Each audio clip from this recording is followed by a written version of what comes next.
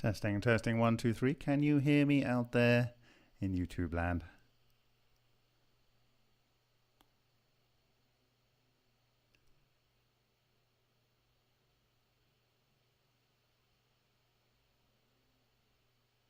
Okay. I'm going to check all the other things have it as well.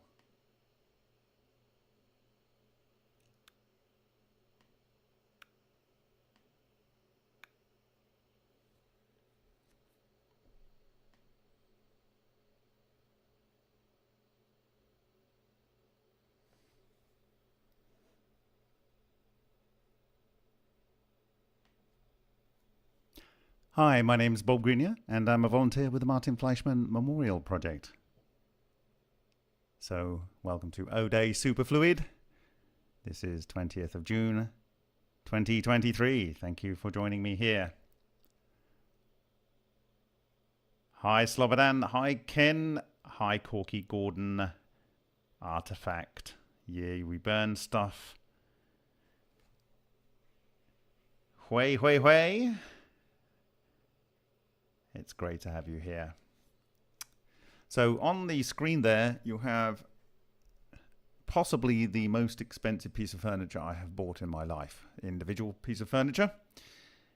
ID to 105k. And it is about my passion for fluid dynamics and art.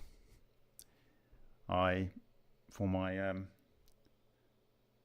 A-level physics class, I built a huge tank in the laboratory at my school and filled it with fluid, and I put a pulley at one end and had a cable over that pulley to a fixed weight, and at the other end it was tied to a boat, and I was changing the bow shape on those boats to see if the fixed weight and the fluid dynamics would vary the speed at which the boat would accelerate and its terminal velocity through the tank. So I've been thinking about fluid dynamics for a very long time in a scientific way. And this image, which should have been in focus, but that's my fault, is actually of, like I say, the most expensive piece of furniture I've ever bought. And it actually has flame maple, like ripples on a pond, coming in from the four sides of this structure, coming into a center where we have a large piece of burr maple, in fact nearly a whole root, and it has a droplet, one might say, aftermath, or something that might have left the water. And what you have in the marquetry around it are these splattered droplets that have come from the impacting droplet.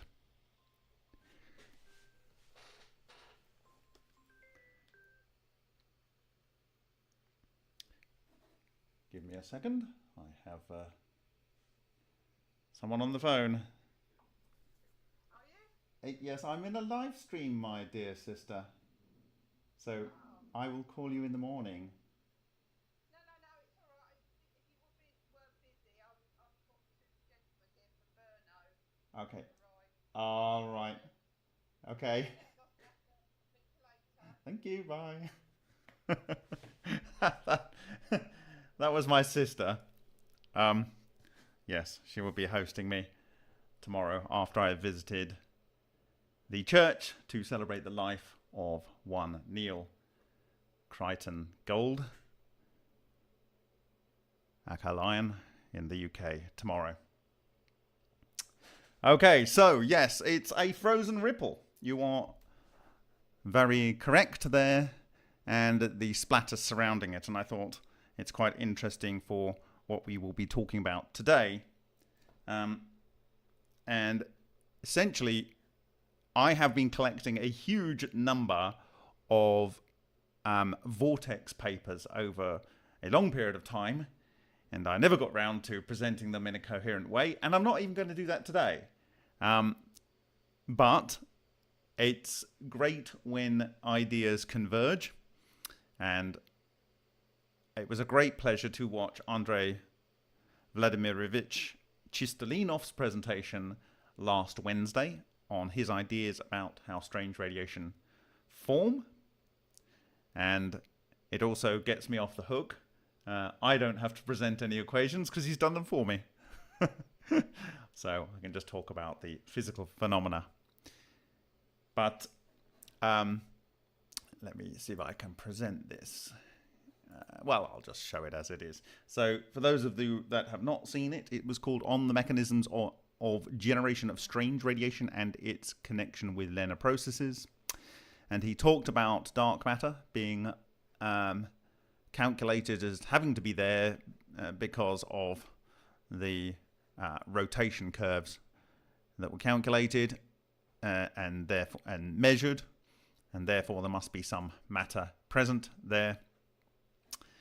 And then the properties of strange radiation kind of imply something that is weakly interacting, can travel large distances, and interact with other material in odd ways, which we have discussed at length. So we've got Roitskiev's work here, which is the seminal paper that I've referred to many times. And other work here, this by Agapov, and this is in exploding short circuits during, closing switchgear. This is in corona discharge, the sort of work that Savatomova did, Rodionov and Savatomova. And in Rodionov's and Savatomova's work, I think even around about this time, they refer to the strange radiation tracks as being caused by dark matter threads, and I've gone over those presentations in the past and how they can reconnect and form various types of structures and potentially lead to these formations. And Savatomova, Irina Savatomova, was actually on the call last week, so it was great to see that engagement. Other one here, different types of detection methods. This was, again, by Orezkiev. And then he did a calculation for the lower bound of radiation by calculating the amount of energy that it must impart in order to affect X-ray photofilm. And given the size of the grain size on the film and the track length of 1 millimeter, the lower bound for the energy contained in there is 10,000. So I guess that's 100 kilo electron volts, 10 to the 4. Again, that's 10 kilo electron volts. Okay, and something similar has been calculated by Shishkin. And he goes across the basic properties of strange radiation. I don't think he's including everything that we've discussed in the past. One thing that's very important is that they don't get these electrons that are emitted when you get an ordinary particle going through an X-ray film. So they're never observed. And I think that is very, very important because it shows that it isn't like a normal thing that's decaying or a particle that's interacting and knocking off electrons, as it were. So I think that's a very important thing that maybe we haven't discussed in the past. And they talk about some Russian strange radiation publications here. Now, they refer to Solin's work in 2001, and this is his second patent.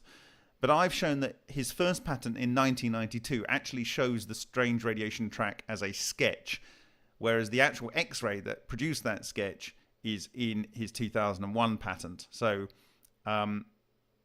also it would appear that Ken Sholders had taken images of, at least an image of strange radiation track without noticing it, possibly in the 80s or 90s using his SEM, but he didn't present that until I think around about 2006.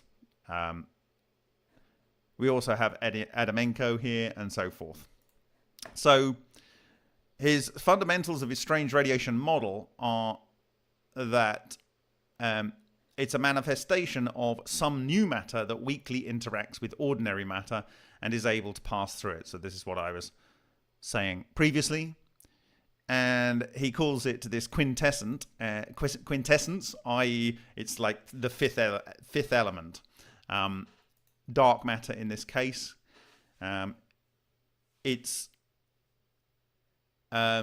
contained in large quantities in dense atomic matter. It's already in there.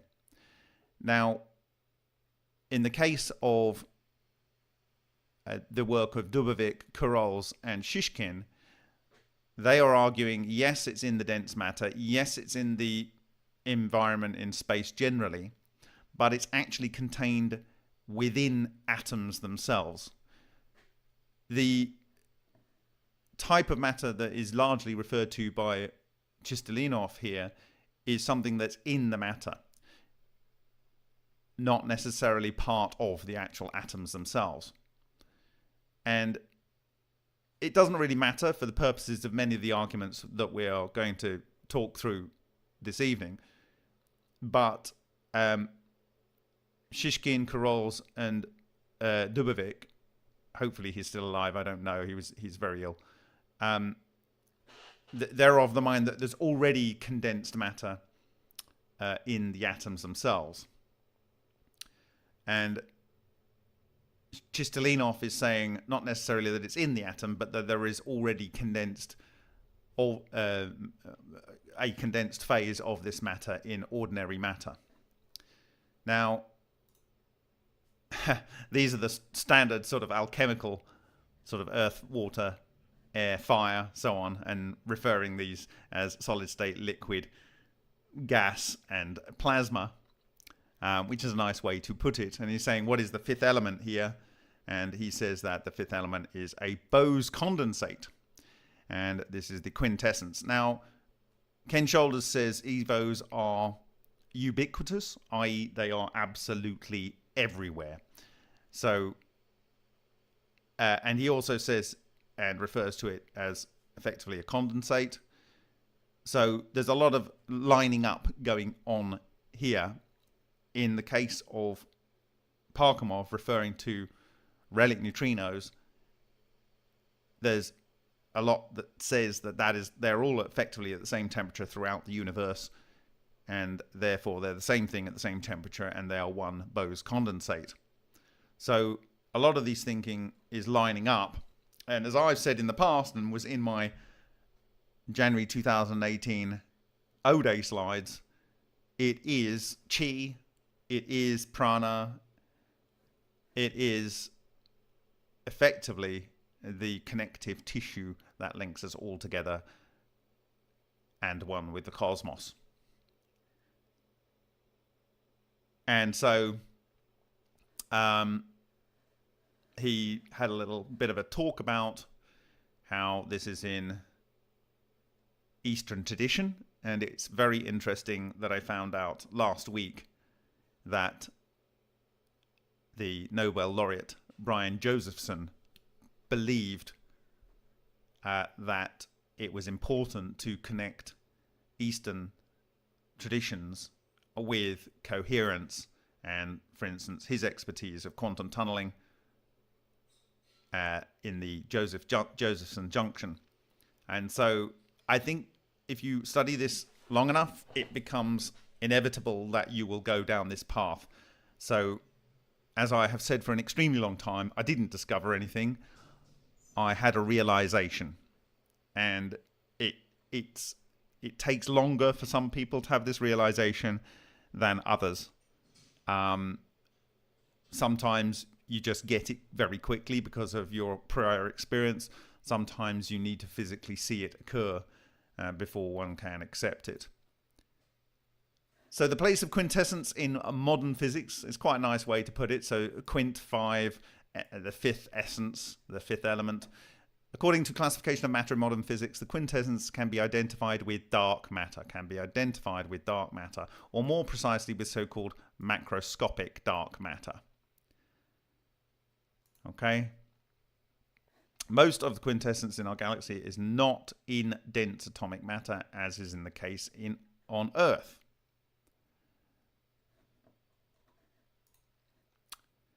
Consistency of the quintessence model with accelerator experiments. So he goes into some details here. I'm not going to do that. The main properties of quintessence, the fifth element, the chi, the prana, is the density of the quintessence is much less than the density of air under normal conditions. The quintessence can pass through air, and dense atomic matter experience only slight resistance. The quintessence is a Bose liquid under normal conditions. There are micro-inclusions of solid phase of the fifth element in the Bose liquid phase. So what he is arguing is there is not just the Bose liquid, but there is a solid. So is this a super solid? I mean, it's one beyond Bose liquid, so it's in phase, but is it in phase where, you know, the temperature is 0 and it becomes a solid? The kind of like movement of the matter is frozen in space. Is that what he's referring to? But it's an interesting concept. The quintessence fills all dense matter on Earth's surface, and its boundary coincides with the boundary of dense matter under normal conditions. So vortex flow in Bose liquid. So this is something that is kind of well understood, but I've been looking for the right kind of diagram to try and get across something for a very, very long time. And the diagram on the next slide, it really kind of came home to me. And so when you have a normal liquid rotating, you get kind of like, you know, this material gets shoved up to the side, and there is no fluid motion in the reference frame, and you get the peaks on the sides here, as it were. In a Bose liquid, you actually have these substructures that set themselves up within the rotating fluid.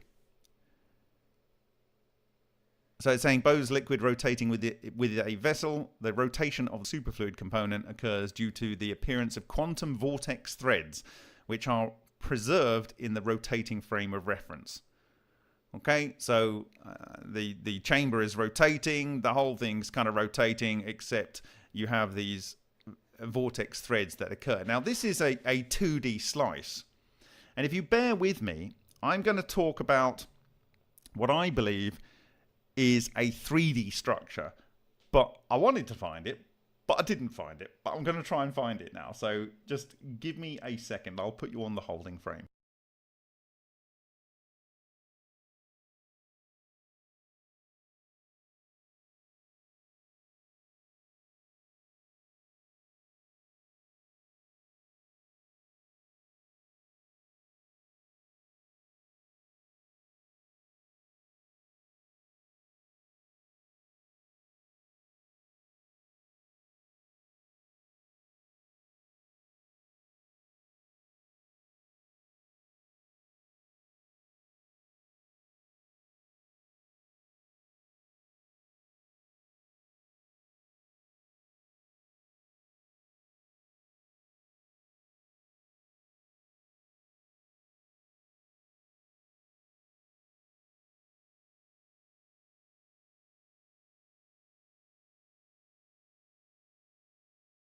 Example of what I have been looking for a very long time, and he gave me the answer I was looking for here, is that what is going on in Neil Gould's Acker Lyons vortex pair structure here, which I believe is a coherent object, coherent matter object, is you have the whole structure here with a vortex, with a event horizon boundary. There's absolutely zero effect. And within this structure, you have vortices going on around it. And so I'm arguing that this is a superfluid structure. It is interfering with the way the silicon and oxygen is able to bind together in the fused quartz. It is burrowing its way through it because it is disrupting the material. And it's doing it with coherent matter in the dark matter threads. So that, I believe, is what is going on there. I kind of wish that Neil was alive to see this. It's frustrating. But thankfully he gave us this to see these huge macro quantum objects and how they can disrupt matter. Okay. This, to me, is a total thing of beauty. Now, it isn't only with that. It is also with the structures on the inside of the Vega Valley. These cell units here, I argue, are caused by a magnetic fluid whose structure is like a Maxwellian superconducting coherent condensate with its cells. And when you look at this front on, it looks like this in some areas where it's not so great. In other areas, it looks like this. And so you've got to imagine in here, and if I go to you see this is the overall wetted coherent matter structure. And then it has cells in here. And the cells generally are in pairs where you have one superfluid vortex one way and another superfluid vortex the other way. And then within that superfluid structure, you have this curve section.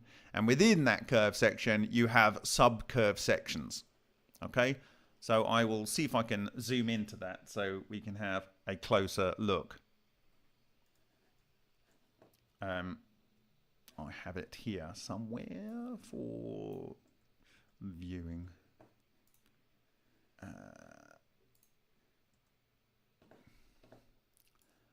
Yeah, so here.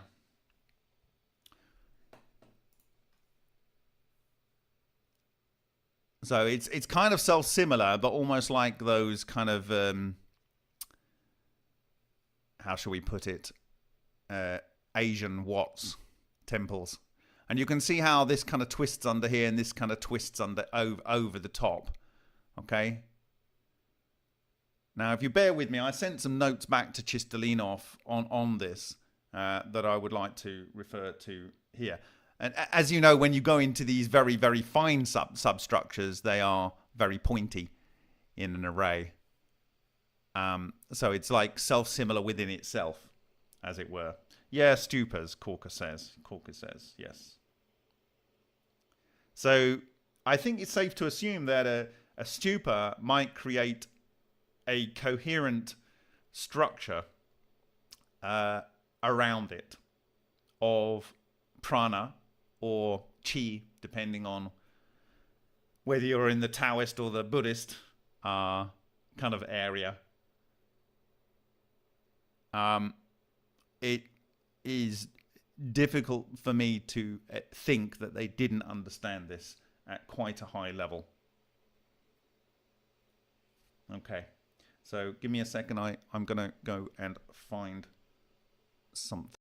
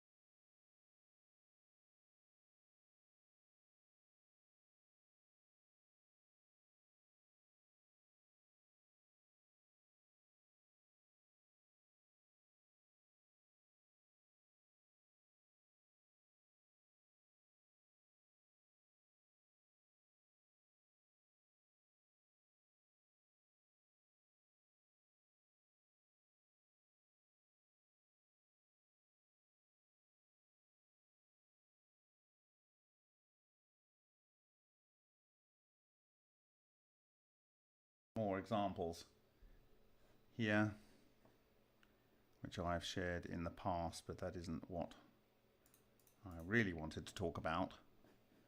What I really wanted to talk about is this, which I shared on Monopoles, Ball Lightning, EVOs, Coherent Matter and Strange Radiation on the 5th of September 2021. For those of you that were unlucky enough to have waded through this presentation.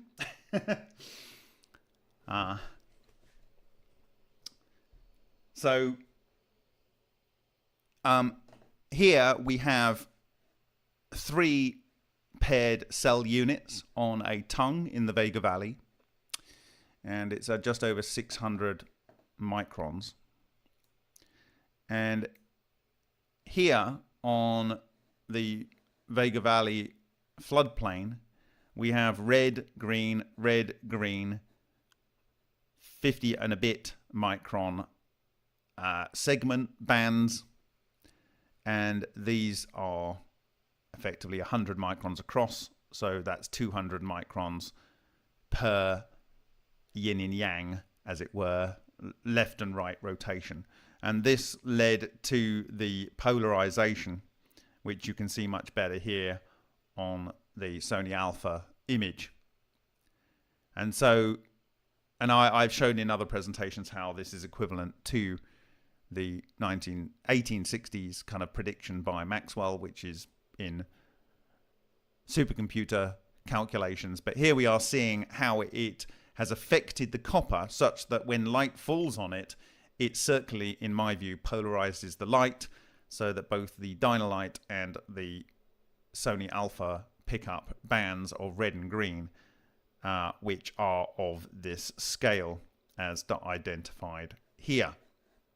Okay, so this is how the patch would build up. It would build up in these bands of alternating. Now we know that the same rotation ones can join together, and the opposite rotation ones can kind of like, it depends on their orientation. But I imagine the same thing is going on the wall of these structures as well. It's just you can't really see it because it's not flat enough to give this nice circular polarization effect with the impinging light.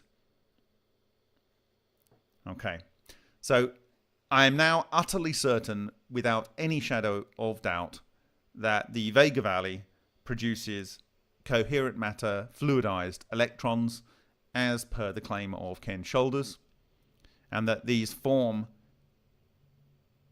structures that are like the allotropes of carbon and cell-like structures that form on ferrofluid but inversed, and that in combination they will lead to these kind of structures here. And if we zoom in, we showed it, and we zoomed in this presentation here. We went right in. You can see that the spikes there are very spiky and very, very regular arrays of structures. So this is self-organization to the max, as it were. Okay, so back to his presentation.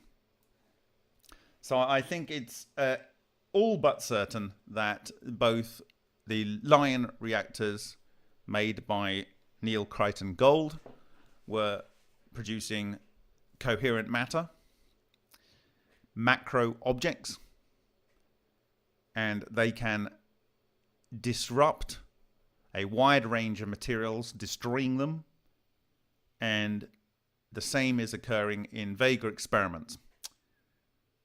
I think we can say that with high degree of certainty now.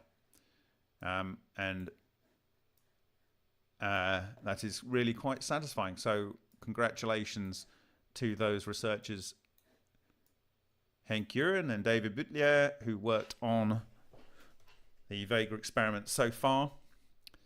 And thanks posthumously again to Lion Neil Crichton Gold for his seminal work with the Lion experiments between June 2000 and 17 and January 2018.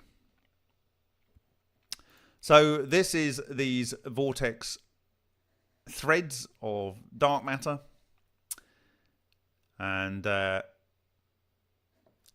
superfluid is the dark matter, the coherent matter, and the equations are all here. This is very interesting here. It says the lower bound for the coefficient of kinetic energy accumulation in the dark matter threads under these conditions is greater than 10 to the power 8. So it is not surprising that matter is interacted with. Here is the kind of thing that is going on in here and also in here, that you have a dark matter thread maybe here and then subthreads in these structures, and they are going together, but then this is the overall rotation which you are seeing, not here. Let me go here. We are seeing here. So you have the overall rotation, which is the bit round the outside, and then you have the substructure rotation going on. And when I was looking at this the other day, I couldn't help but thinking it was a lot like that bowl that I shared you on the wind hex, and there are updates for the wind hex coming up. But what I'm referring to here is this bowl here, which I used as the title slide for one of the wind hex updates. This one, where if you can imagine you've got a rotation of the whole structure, then inside you have the substructures rotating. And you can imagine these things produce in fluid dynamics something similar to what you get at the poles of some of our planets in our solar system. And you can it starts to make sense, a lot of these structures. Also, obviously, this is a quadskeleton. It's at the bottom of the Tesla's flower pot. And so I don't think this is lost on Tesla. Okay. So back to the presentation. So yes, not this one. We'll talk about that in a minute. Oh, it's going on in the background. Stop it. So you can have this form. Now, the next one, this is kind of what is being talked about by Dikehouse when I presented this in the past with quantum turbulence. And there are many, many papers on here. Like I found a vast number of papers, and I will go into some of those papers in the future. But we've talked about how in fluid dynamics you can have breaking and reconnecting. And so in this case, you've got one soliton ring here. It pinches together in here. This is a pinch instability. Then you get reconnection here, or you get breaking away. And so you have this section and this section break away. You've got this section and this section. And then this bit reconnects with this, and this bit reconnects with that to make these two. And then this end joins with this end, and you get a loop. And this end joins with this end, and you get a loop. So you end up with these ring solitons.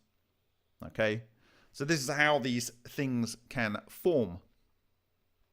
Okay? And I've actually talked in other circumstances about how this can form in liquid light. So I discussed this paper here, Dynamics of Vortex, Anti-Vortex Pairs and Rarefaction Pulses in Liquid Light. Okay. And the key image here is this one, where we have a soliton here, a ring soliton, but here is a rarefaction pulse, and here is kind of a flat, not very good rarefaction pulse. But even a rarefaction pulse can lead to a kind of soliton type structure. They also show that when you have a coherent matter, small bit, interacting with a large coherent matter, it can lead to the production of solitons. And I've showed the videos of these before. I've also shown the fact that when you have a rarefaction pulse, that is like a scalar punch into water. So like, imagine you've got a body of water, yes, and you punch it from this side. That is a rare refraction pulse, okay? And that is what's going on in ultra experiments and in solids when they are vibrated with sounds, okay? So a rare refraction pulse, when two rare refraction pulses interact with each other, they tend to lead to a soliton, a ring soliton, okay? So I've discussed this in the past, and here's a ring soliton that might form and so forth. So I discussed this paper at length, and I showed videos about it, and you know how it kind of you get these kind of business going on. But again, this is coherent light. It's liquid light, if one can imagine that. Collision of rare refraction pulse with a vortex-anti-vortex pair. So, but a lot of these things are 2D, and it's a little bit hard to grasp. Okay. So, I found another paper here, and it's from Physical Review B, Volume 65, 174518. It's Evolution of Rarefaction Pulses into Vortex Rings. Now, this is particularly interesting to me because I lose my mugshot and go a little bit bigger here. The recent achievements of Bose-Einstein condensate. So remember, this is 2001 that this was received, and the condensate, I think, was in 1996, around there, 97. In trapped alkali metal gases has stimulated a tremendous interest in the dynamics of Bose-Einstein condensates. From the first BEC experiment attempts were made to create trapped quantized vortices, and successes in this direction have led to an intense theoretical activity in study of vortices, their structure, energy, and stability. Over the years, many different methods of creation of vortices in trapped BECs were suggested and implemented.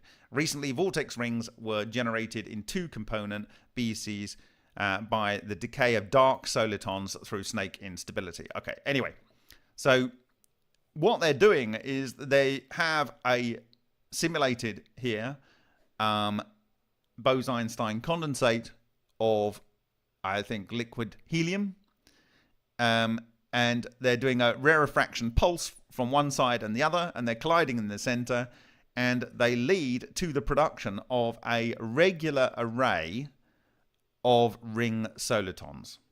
Okay? Ring solitons. And down here you can see they explore it. I will share the links in the references for this live stream on remoteview.icu. But again, here they've got like a more 3D representation here. So you've got your rarefaction pulse, and it leads to these solitons that dissipate out into a sound wave. But this is just one rarefaction pulse. I have talked about rarefaction pulses in my presentation in CZ last year. And I called this presentation Ultra, a simple, quick, and repeatable demonstration of the Lena process. And I introduced the singing bowl with the water splatters, and the fact that, you know, here we have our two vortices with our little tail that comes down to our disruption zone down here in the indium. But the key point here was what it does sound in liquid and sound in air. And here you have an ultrasonic horn. Now, the ultrasonic horn producing the sound is at the top. Okay? And typically when you look at these in water, it produces a cone that comes down to the center. And that's probably because there is some circular wave that comes round, and kind of that has to come down to a point. But from that point on, it kind of travels down. But here you can see you have effectively phase conjugation. And so the sound is coming down here and it's bouncing straight back. So you get a standing wave. And in the standing wave of this wave, which is it's a sound wave, so it's like a rarefaction pulse, you are again having these regular array of these materials, And you could imagine that the solitons are arranged here in the vertical plane as it is in this paper. Here, in this paper.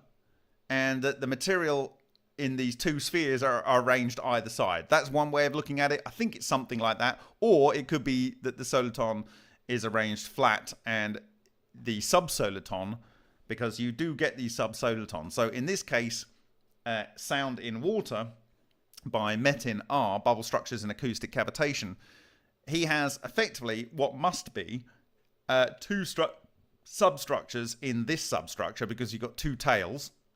And then this structure has two structures in it, and they appear to be linked.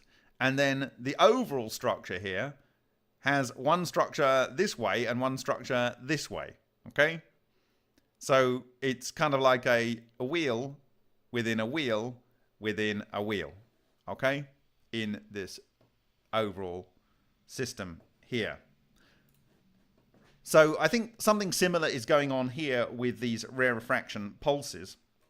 And we do know, and we discussed this, that rarefaction pulses here in the vortex heat generators, they come together to produce cavitation here. And Chistolinov mentions cavitation does Lena. Ken Sholders says cavitation produces exotic vacuum objects.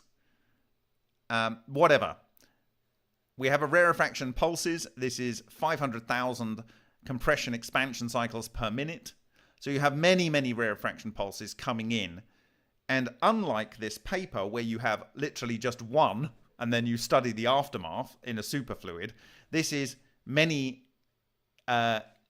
in phase and leading to probably dumping more and more energy in to the structures at a point such that you get cavitation produced Lena. And there are other systems like Kladoff, who was able to have 2 patents, and he claimed these patents from the Russian Federation in 1980, which were awarded to him, gave thermal energy of 2 to 7 times the output of the electrical energy. So to put that in context, I don't think any of us in our lifetimes will see a tokamak fusion reactor produce 2 to 7 times output thermal energy over the input electrical energy. Yet in 1980, using cavitation, Kladoff claims this. And I think Griggs claimed something similar. But of course, what was the problem with the systems as per Shishkin's cavitation system and as per Leclerc's cavitation system? Well, some form of radiation came out which is highly, highly damaging, and Shishkin identified it as the same thing as strange radiation. So yes, cavitation is producing this type of radiation, highly penetrating radiation, which is sickness-inducing. And we showed all manner of things where these are occurring, okay, in that presentation, okay? And additionally, we showed that we are producing impact marks here by Bostic. We produced similar impact marks with Henk Uren's Vega experiment, and then physical manifestations of what I would refer to as collapsed coherent matter wave clusters, similar to this coherent matter fractal toroidal structure that was produced from a Bose-Einstein condensate. So you see how everything completely lines up. Okay. All right. So going back to the paper.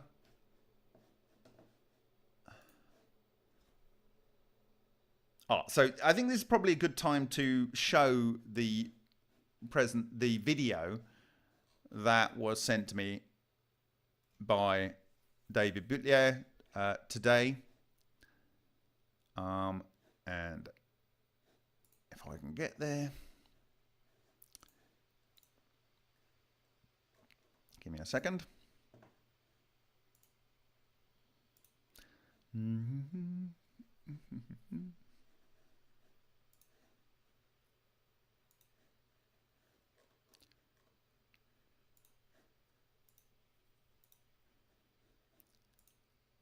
Okay. So here, I will do this in a window and talk over it. So this is a group in China, and they've developed a technique to visualize these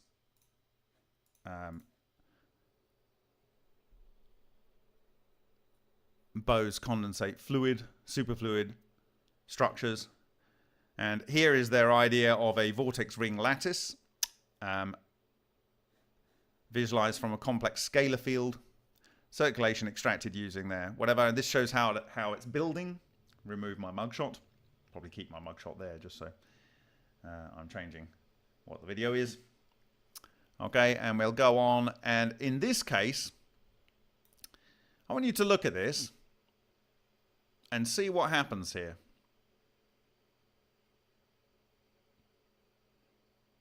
Okay, so as it settles down into a structure, let's come down back here. As it settles down into a stable structure, the phase relationships here settle down. And what you're looking at on the left is the actual singularities. And it's a phase singularity. I'll be talking about this in my ICCF 25 presentation. So these are all phase singularities, and these are at these points. But they're kind of like the center of the vortex. And if the overall thing is rotating here, these are the subcell type structures that are going on. Now look at this overall structure here, and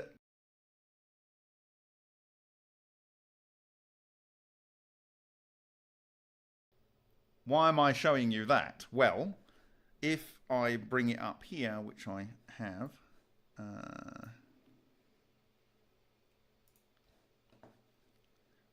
what I showed earlier, and I would do if it would give it to me,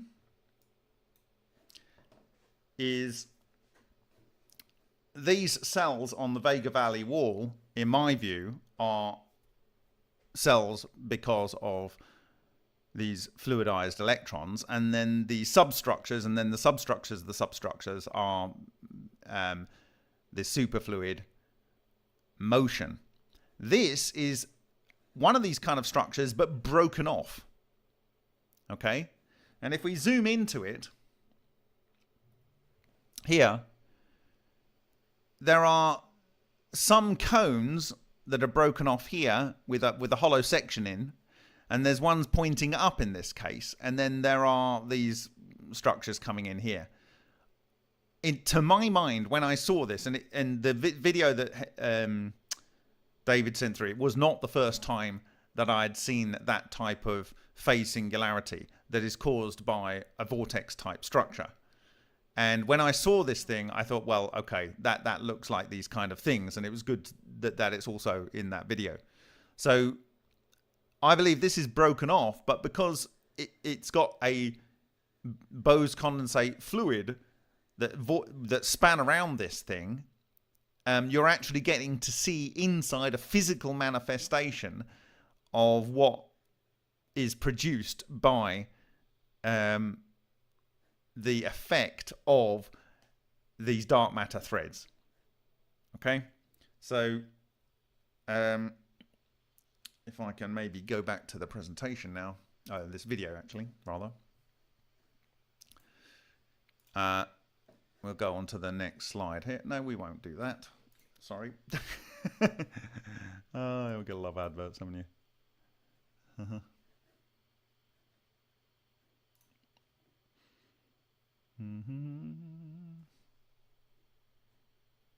Yes.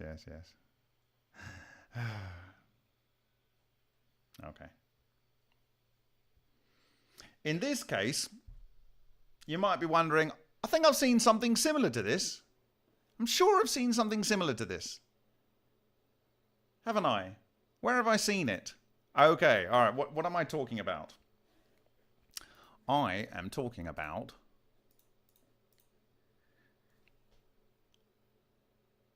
this on the left being similar to this. Okay?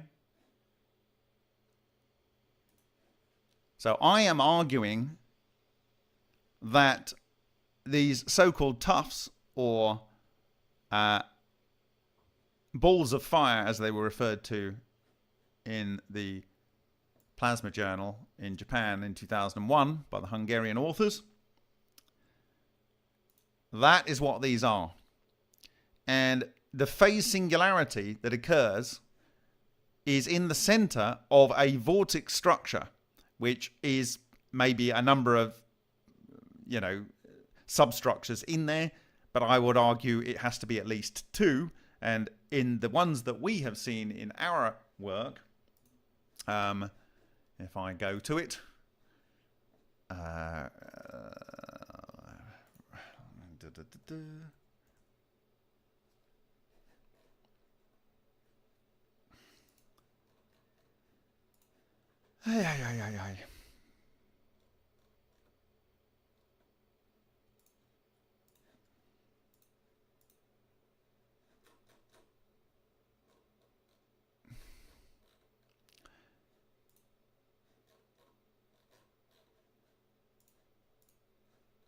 We have seen these organized by Henk Uren's Vega experiment like so, but we've also seen them like so and wetting into each other. And I identified that there is two structures within these things. And I've said in the past that probably they are something like two of these type of vortex type structures that are counter-rotating, and they link themselves a bit like, oh dear, now I've dropped it. Oh dear, worst demonstration ever. Like that, yeah. So they have a flux loop, and there's two of them, like something like that. Terrible demonstration because it's falling apart. Okay, and that on the outside there is a fuzzy mesh of dark matter threads that gets to a point of full coherence on the inside of the sphere on this boundary layer, and that is what chops up material. But also when it's wetting, and I will discuss this in my presentation in Hutchinson in Poland, I believe when these are over-energized, they expand a bit, and these dark matter threads reconnect and end up wetting into each other. And if you keep on pushing it, it'll end up as a full double layer that encases a particular object. Okay? But even when it's in that case, it is still substructures under there that are driving it. So you have the substructures here, and the substructures are energized such that the sphere of their influence expands a little, and they then wet into each other by reconnection of these dark matter threads. Okay. So back to this presentation. So yeah, I'm arguing that these phase singularities result in the structures you see in the Sapphire project, and it's at the center of the phase singularities, which is the Chi-Rho. It's the Chi-Rho. It is the Christ center of each of these self-organizing structures, which are caused by fluidized electrons, that you get the coherent matter, dark matter, in a state of potential solid state, but in a very dense state, such that it forces forces transmutation and decay of matter and so forth. Okay, all right. I think that's hopefully reasonably clear. So here's kind of like how this type of thing And this has been studied very, very widely. It's just nice to see it kind of done in a little animation here, so it's easy to understand. Now, in terms of superfluid dynamics, like I said, I've seen lots of papers, but this actually goes to a good length to show that when these structures come together, it actually produces these solitons, okay? These ring solitons flying around, okay?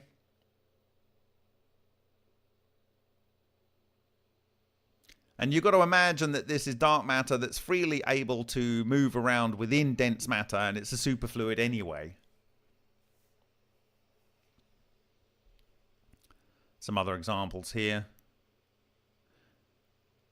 This is what you call energy emission by vortex reconnection. So when there's a reconnection of the vortex, there's actually some kind of energy emission.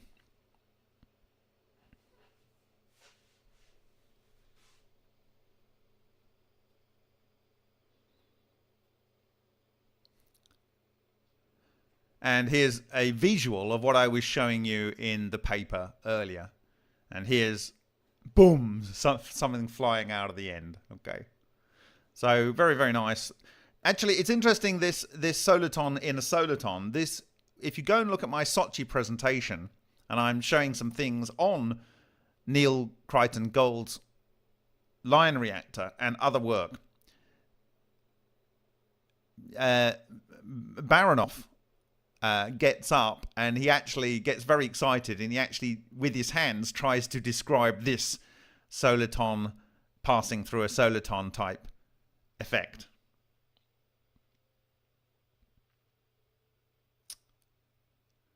This is the kind of thing that is talked about by Dykhouse, and I referred to it as the kind of ball lightning. And you can imagine that this is the kind of thing that's going on in that double fuzzy layer, boundary layer that I'm talking about. Where is it? The fuzzy boundary layer. Here. You can imagine that in this area, that's what's going on. And that is the thing that interacted with the copper in the 15 millimeter rather cut in the copper that I referred to also many times. Okay, and these would be these vortex threads in the material on that layer. Okay, so it's all coming together really rather nicely. It's a very satisfying process when it comes down, when we get down to these kind of things. Okay, so what you just saw in that video there was, you know, two things coming together and reconnecting like this. They literally had exactly that going on. Right, so the theory of strange radiation is this, and effectively what he's showing is you can either have a full soliton of this, let's say, relic neutrino condensate in your ordinary matter. This 1992 CIA document that I talked about, this hidden energy contained within matter, is the same thing that causes cold fusion. That's what it says in that paper. That was declassified in 2017 that I shared on my Steemit blog. And what they're saying is it can be either a full ring like this is what Chistolinov is saying, or it can be a half soliton like this and traveling along the surface. Now, why would it be a half soliton? I would argue it's a half soliton because at this point there is a structure and this point is a structure, and they have an interplay between them. And so it actually locks on halfway through. I've argued this before. Now, what he's saying is when this comes through here, it actually takes less dense quintessence or dark matter with it in the form of a bubble. So it's coming along here as our ring soliton, and it literally grabs a glob of dark matter condensate. Now, you can imagine if you had a system that was able to produce a lot of these things, I don't know, like a spark gap or a gamma source impacting something, then you could project these things into a sample, I don't know, something like a piece of aluminium, and aggregate them, and you might end up with something like this going on. Yeah? Because you keep pumping these things in. You keep pumping these things in. Okay? From a distance. Ken Shoulder says he didn't initially know how these things could enter into matter. Well, they can exit matter. They can carry extra quanta of relic neutrino condensates and put it into other matter. And when it does that, if you get too much, it could disrupt the way electrons bind together. Okay? Because according to Shishkin, Karols, and Dubovik, who talk about the fractal toroidal structure in their magnetotoroelectrical radiation, which is effectively what you're seeing here, and if it's got any ions carried with it, then it's a magnetotoroelectrical cluster, or exotic vacuum object in the white mode, then that is contained within matter, and matter itself has a soliton of this structure in and pulls this stuff in. If it pulls in something more dense, then it actually keeps the atom structures balanced, the electrons spinning around the nucleus with its relationship with extracting and dumping energy to the coherent matter condensate of what they call background neutrinos, which are the same thing as relic neutrinos. Okay? So what you have is a destabilization of the balance within the ordinary matter. You have an oversaturation of the quintessence, the fifth element, the dark matter condensate, such that it ceases to be, let's say, a ordinary metal lattice. It's over-energized, and it has to shed that energy. Now, you can shed that energy by grounding it. You can shed that energy to the environment, potentially as photons, or you would have to eject strange radiation quanta in order to rebalance the ability of the matter to be in the solid state. Okay? So essentially what we're talking about here is an explanation for the Hutchinson effect. So departure of quantum vortex ring from the surface of quintessence. Okay, so at the surface, it pulls off a globule. And he wonderfully shared in this presentation something I'd been looking for a long time, a partial explanation for what goes on in the solitons leaving water in a singing bowl. And essentially what they're saying, there's this thing called the Froude number, and if the Froude number is very much greater than 1, you'll get to the point where the soliton doesn't come along and just give a lump on the water or dissipate its energy along the surface plane of the water. It will actually move up, and if you can imagine the soliton here, and these are 2-point solitons, but they also say similar results were obtained experimentally for the case of a vortex ring. So imagine this is a full vortex ring with your structure going, moving fluid around like this and moving fluid around like this. This then pushes the fluid in like this until it produces a kink or a pinch instability, and it pinches off the bottom, and basically the soliton keeps going and travels up into the air. Okay? Now, this is where I like to bring in the combination of what I've been talking about. So, if you are producing rarefaction pulses into, let's say, a metal, in that metal, you will stimulate electrons to be stressed. And as those stresses interact, you will get the production of regular arrays of solitons forming in there, likely at crystal grain boundaries, places of phase conjugation, such that you will end up with this kind of thing going on, but inside the matter. This kind of thing going on inside the matter. And the production of solitons, like these kind of solitons, inside the matter, or at least at crystal grain boundaries. Okay? And this will cause accumulation at the crystal grain boundaries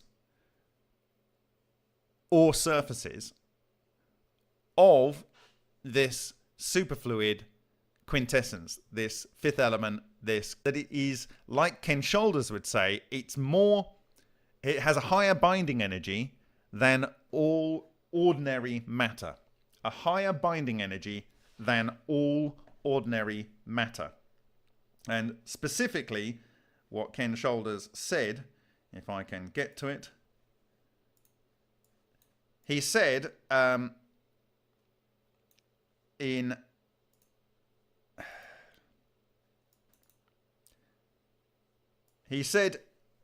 if I can make this big enough for you.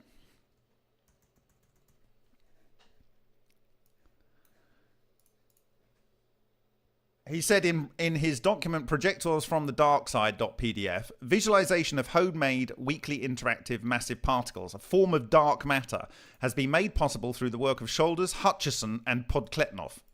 These entities are shown to be composed of EVOs reordered to their black or invisible state through cancellation of their express charge and mass.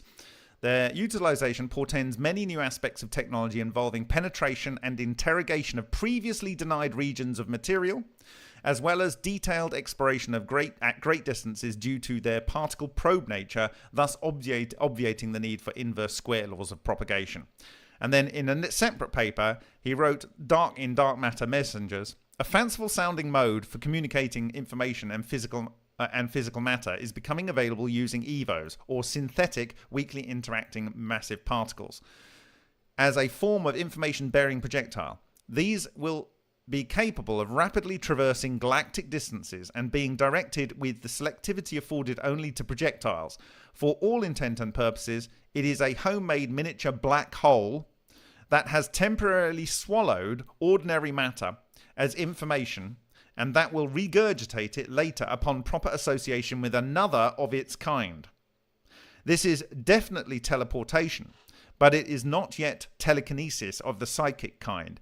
It is an extremely selective process, but one needed when transferring information throughout the very noisy universe, and it is certainly a great improvement over electromagnetic messaging methods. And here again, I'll reiterate this point. Additionally, the binding force discussed here is consistent with published dark matter behavior and probably is dark matter based. Dark matter based. It is based on dark matter. The EVO is based on dark matter. That is what Ken Sholders said. Okay. So dark matter in the material, you can either inject it in condensed clusters, or you can cause the dark matter that's already hidden in ordinary matter to coalesce, particularly at crystal grain boundaries and at surfaces where you get automatic phase conjugation. Okay, so I now will go to the video here, and I shared this a week ago, a couple of weeks ago. I tested a whole series of singing bowls, and the phenomena here are extraordinary, absolutely extraordinary.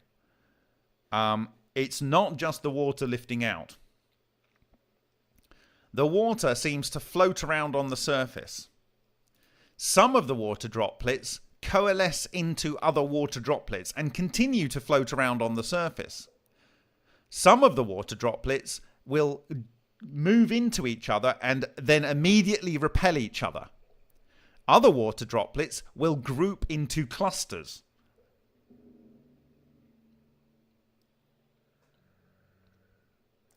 So I think about the 439.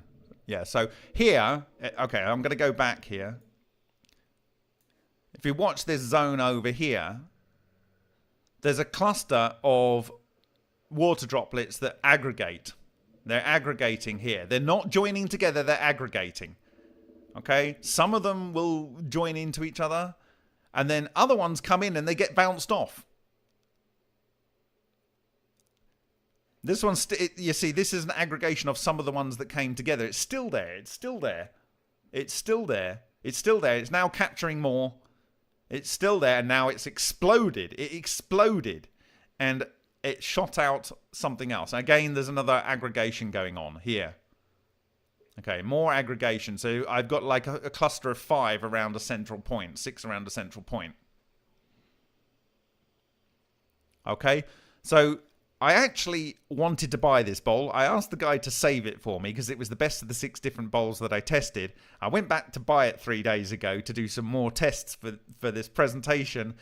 And unfortunately, he sold it to someone else. He got my understanding wrong because I wanted to use a much better camera, getting very much closer to this and do even higher frame rates at higher fidelity to settle this. But given the fact that in the intervening time, Chistolinov showed his presentation and I worked with him to translate that, I'm going to just talk through a couple of points here that I think these aren't fully formed thoughts, but I'm going to tell you them anyway. Right? So,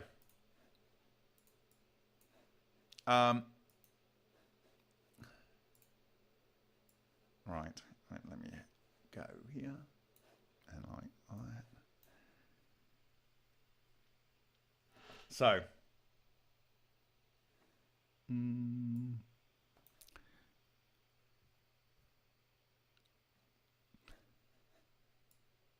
a little bit potentially more clear, maybe not. You'll have to let me know.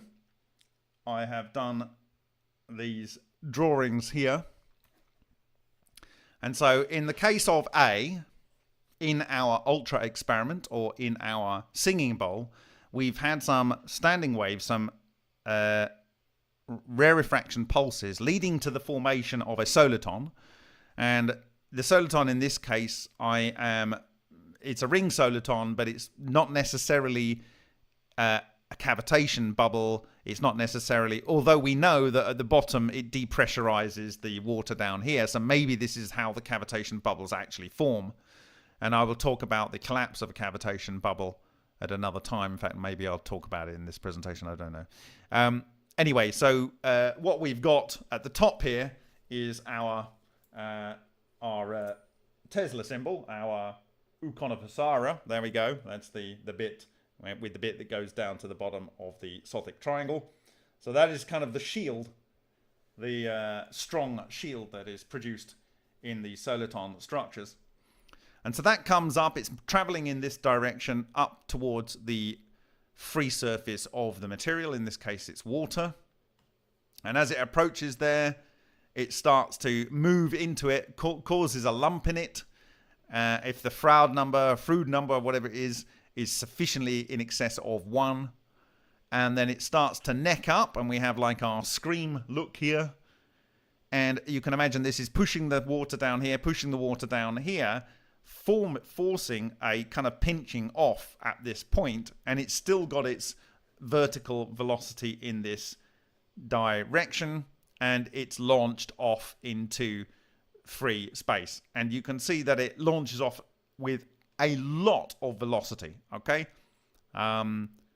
so there's that. Now, when these come back down to land, you can imagine that they land in a number of different ways. If they land like this, they may penetrate into the water and wet into it. If they land like this, one can imagine that the vortex inside has still not ceased rotating, and so the boundary on the outside, which actually may be a lot bigger, I suspect it's a lot bigger. The actual vortex may be very, very small and intense inside. And I think what it does is it creates a orientation of the water molecules such that it has a very different surface tension on the outside. So it's not just that it has this desire to keep kind of bobbing up and down on the surface rather than becoming one with it. It actually has a very different structure on the outside of it. Okay? If it lands like this, one could argue that the motion, maybe there's some sort of fluid dynamics that causes it to move off in a direction and even potentially rotate so that it eventually comes to face like this and point down. Okay? So there's a range of things, and maybe even it can go in the water and be half in and half out. I don't know. So these kind of things you'll need to consider when we can look at these things with higher fidelity. Now, if it is like this, if you can imagine, it's not half in the water this way, but it's you've rotated it in and out of the plane of the camera, you end up with a standard type of semi-ring soliton, half soliton in the water. And we know, as I showed you earlier, that certainly in sound experiments in water, you do get these pairs of structure forming. Pair, pair, pair. Okay? Pair. Okay? So, and in this one, we have pairs of structures forming. Okay? A yin and a yang. All right. So, these are the kind of things that might be going on at this stage. And I believe that I've seen most of these effects going on in even the quality that I've managed to capture so far. But it goes further than that. And if I can get Photoshop to play nice with me here. Where is the Photoshop tools? Give me a second here.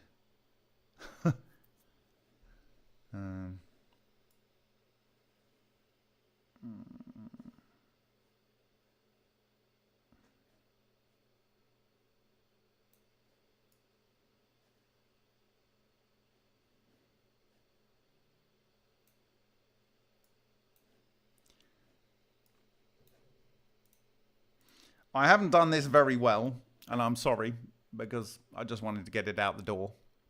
And I'm just kind of like, this is thinking out loud.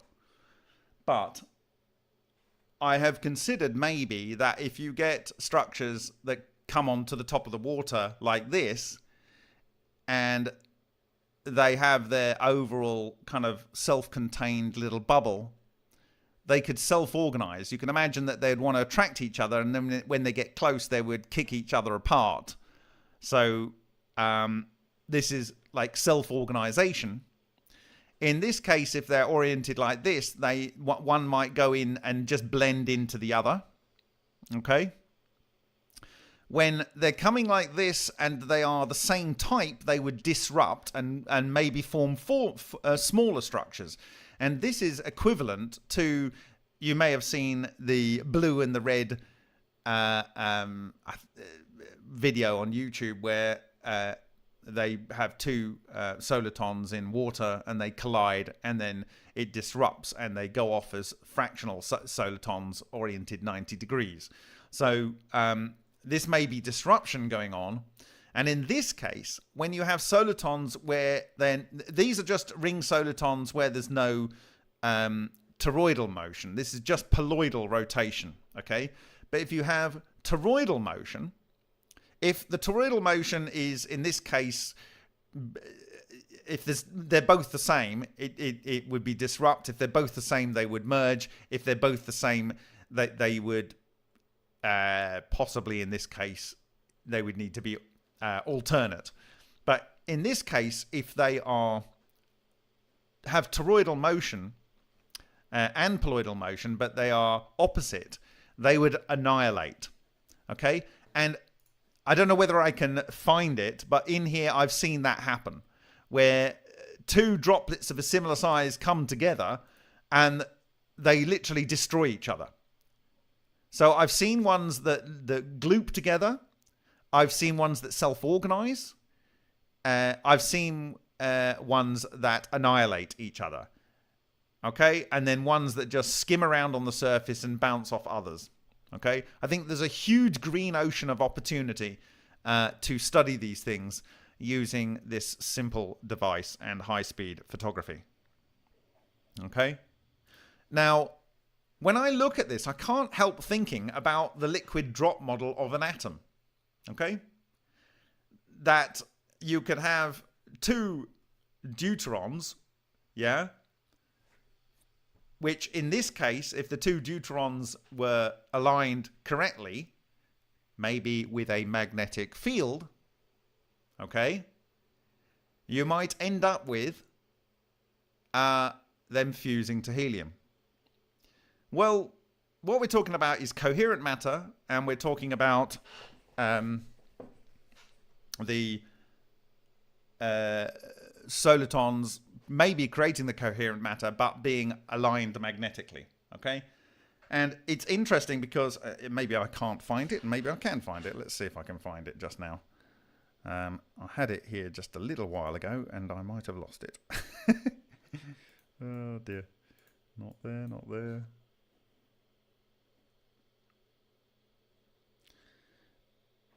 There was some work done by Francesco Celani back in the early 2000s that was recently shared on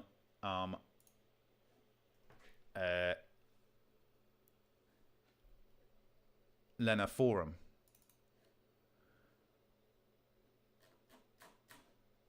I don't know whether I can find that, but we will look at it maybe.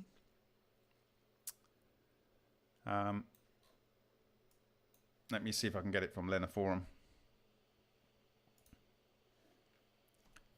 Give me a second. So in this work, what they did is they used liquid nitrogen to cool down deuterium gas to around about liquid nitrogen temperatures, which is absolutely not liquid deuterium. Okay? And they used a magnetic field, and they saw neutrons emitted, or something that registered as neutrons with the equipment they were using. And that is interesting.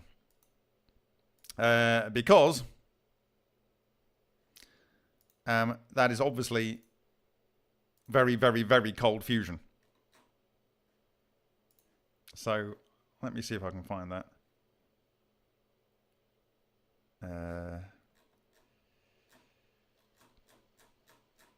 If I can't find it, I will include it in the references. It's a shame because I had it earlier today. It's very, very hot here today. I hope it's comfortable wherever you are. Okay. I don't know where that is. What did I do with that?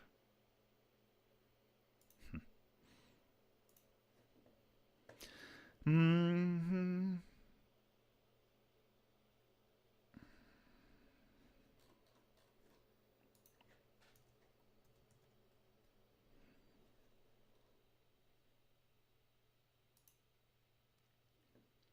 Okay, here we go. I have found it. So this is neutron emission from D2 gas. And it was posted by Robert Bryant, I think. And this was from February 2006. And it's Mizuno, Takahashi, and Francesco Celani. Neutron emission from D2 gas in magnetic fields under low temperature. So, very low temperature. It's like, what was it? Minus 196 degrees centigrade here.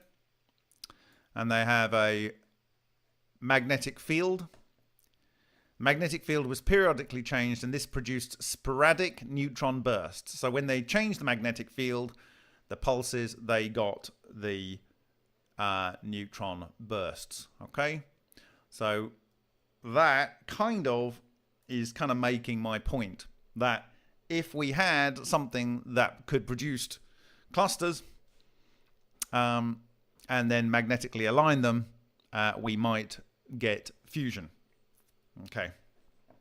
Now, in terms of other type of clusters here, I've got the up down. I'm showing the vortex structure in a slightly different way here. I'm actually showing the ring here rather than showing it like without the ring here.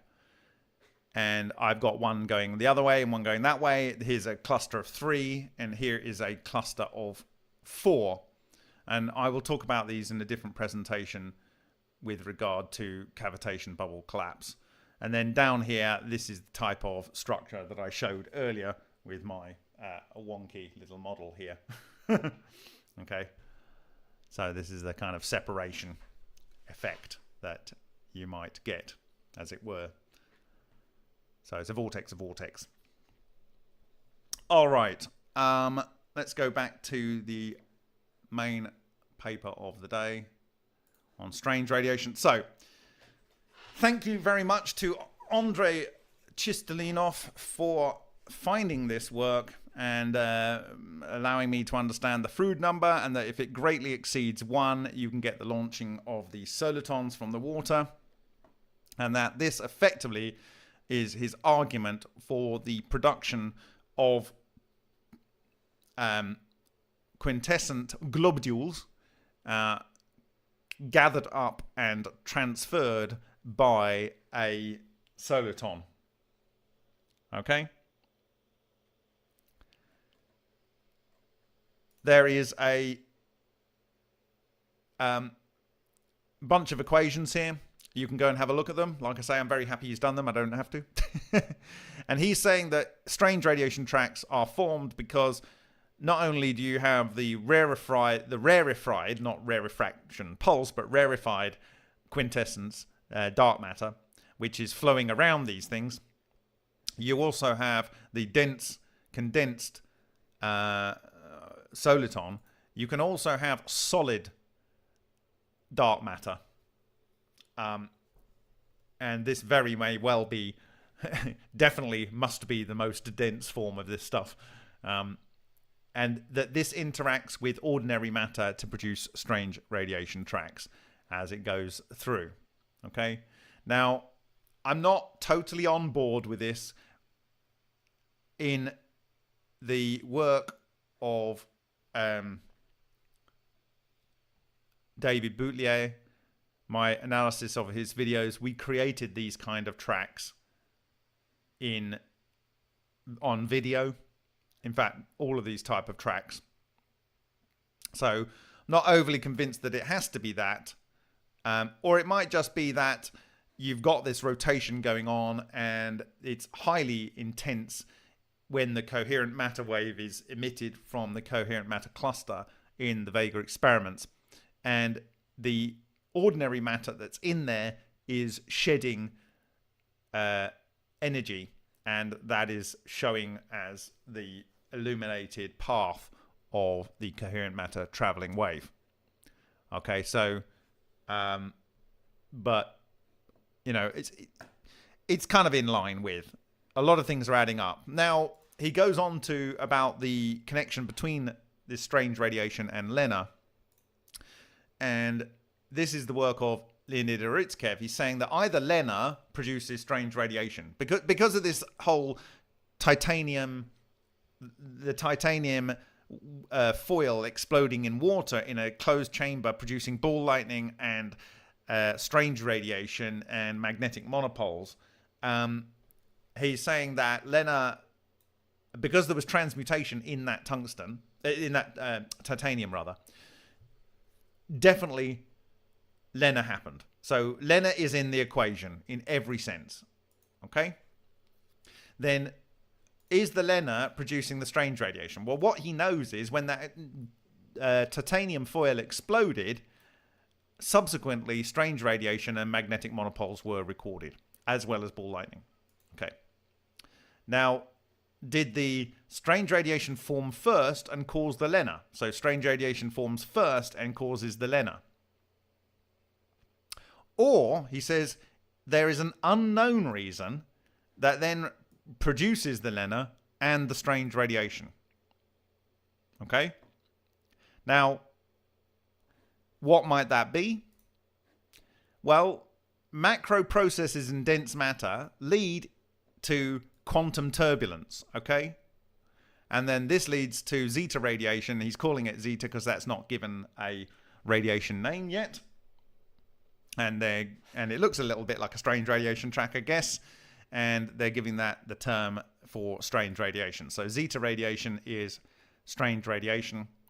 And then Lena over here. So something in the dense matter leads to quantum turbulence, and then that produces strange radiation and Lena. It's the quantum turbulence that does the work. Okay? What is going on? Okay, so conditions under which quantum turbulence can be effective source of zeta radiation and Lena. A high concentration of quantum turbulence in matter, or 2, high frequency of reconnections of quantum vortex threads per unit volume of matter leads to zeta radiation, Lena. But for Lena to occur, you have to have a suitable composition of substance for that to occur. So the Lena material might be hydrogenated nickel nanostructures, or it might be the lattice of a deuterated lattice of palladium with crystal grain boundaries and so on. And that this quantum turbulence leading to quantum vortex threads, which are your EVOs. Notice that the turbulence in the matter is in the dark matter, and the quantum vortex threads are in the dark matter threads that are in there. And as I showed you in that video that was sent by David Butlier, that causes lots of reconnections. They have energy pulses that come out, but also they produce these solitons of dark matter. They, according to Ken Sholders, are a candidate for what an exotic vacuum object is, and they can lead to the Lena, but also to the strange radiation. Okay? This is one hypothesis. And then he goes on to talk about different methods of generating it. This is in superfluid helium. This is talking about... so this is where I have a huge problem with the work that was wasted $10 million of Google Group, because they didn't have a thermal gradient. Okay? They didn't have a thermal gradient. And I specifically said that at ICCF 22... when, to the best of my knowledge, I don't think they'd even started the core part of their work, that they had to have a temperature gradient. It was critical to Pintelli's system working. We had already identified that it was in the wires of Celani, and when he insulated his wires, he had to create these capuchin knots in order to keep the temperature gradients in there. It was in the work of Alexander Parkhomov. But they did exactly the mistake that I criticized heavily when the Skinner, the Sidney Kimmel Institute of Nuclear Renaissance at Missouri, tried to replicate our glow stick experiments by Alan Goldwater. They put it in a brick cave, so everything became the same temperature. What they did with their experiments when they were replicating Celani wire, they put the Celani wire around a ceramic support with the heater in the middle, so everything was the same temperature. What they did at Google is they put it in this beautiful calorimeter that kept everything at the same temperature. Oh my God. Fail, fail, fail, fail, fail. And that is because if you do not have the temperature gradient, you do not get the quantum turbulence. Okay?